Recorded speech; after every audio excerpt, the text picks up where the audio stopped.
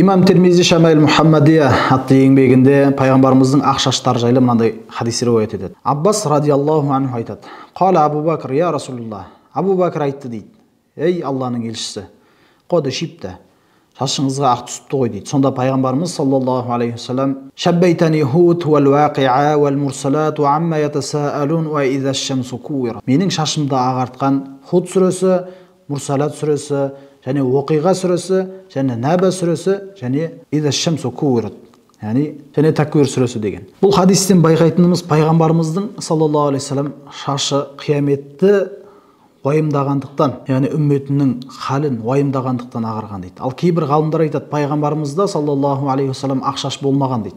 Неге десе, себебі ол кезде әйелдерге ақшаш ұнамайды. Сондықтан ал Алла өзінің пайғамбарын басқа адамдарға ұнамайтын халде қылмайды деген дәлелді айтады. Ал негізінде пайғамбарымызда ақшаш болған, бірақ оның ақшашы сақалы мен шашын қосқанда 21 деп келеді. Кейбір риуаяттарда 6, кейбіреуінде 11, кейбіреуінде 17 деп келеді.